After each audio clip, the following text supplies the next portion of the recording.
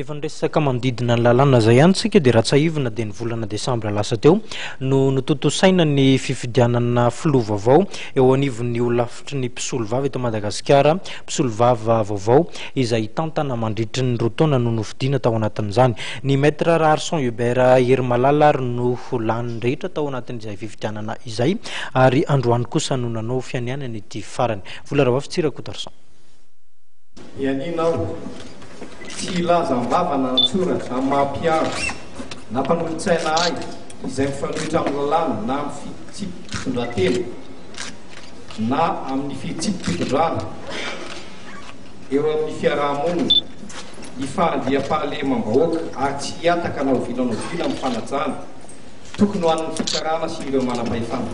Totoso maraina io tao anatin'ny lanonana ara-pitsarana izay nitanterahana tao amin'ny efitrano fahaefatra ny lapan'ny fitsarana nosy ny fianianana izay nataon'ny maître Arson Hubert Herimalala filoha vaovao hitarika ny olavitry ny mpisolo vava. Fotoana izay namariparita amin'ny filoha vaovao ny fandaharana asa tanterahana ao anatin'ny roa taona hitarihan'ny olavitra.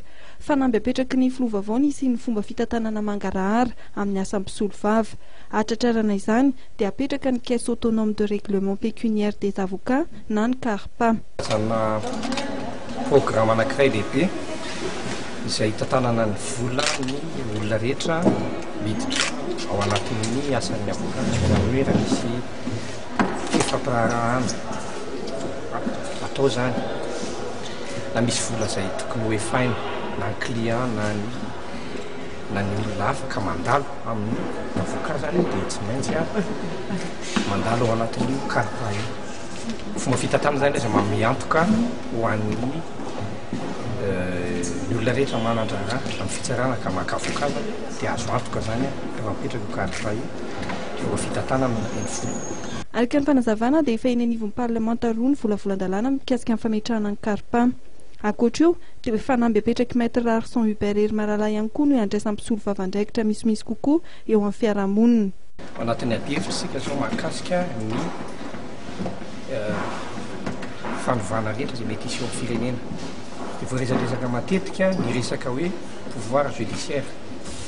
Izay ato amin'ny ordre d'avocat zany dia tsy misakana ny ametrahana an'izany rafitra pouvoir judiciaire zany raha izay no hita fa mety mahasoa ny firenena kanefany mba tsy hisiany tsy refeso mandidy zany sy fahefana mety ho tafahoatra loatra ka mety hanimba ny fiarahamonina dia izay amin'ny ordre d'avocat zany mitaky aloha ny fanovana ny lalàna rehetra mahakasika ny fiarovana zany hoe ny droit de la défense satria raha toa ka mipetraka zany kanefa ny tsy mbola mahazo antoka tsara fomba fiarovana ny olona ety amin'ny fitsarana dia mety tsy hitondra soa ho an'ny vahoaka zany ny fametrahana azy zany fa izay vonona raha toa ka izay no hita sy lalana mety hoentina atao amin'ny firenena fa tsindrina fa tokony apetraka aloha tsy hamafisina ny zon'ny olona hiaro ny tenany aloha amin'ny tony fitsarana tony zany hoe droit de la défense zany.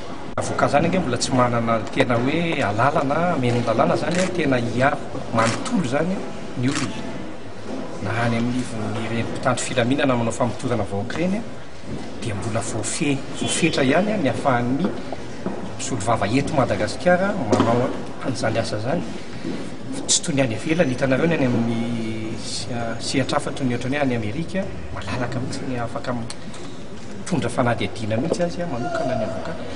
Araka ny fanazavana dia efa misy ny voamera avy amin'ny olavitra mpisolo vava mandinika manao fanadihadiana sy mamaritra volavolan-kevitra hanatsarana ny zon'ny fiarovana ary ahafahana miady amin'ny kolikoly.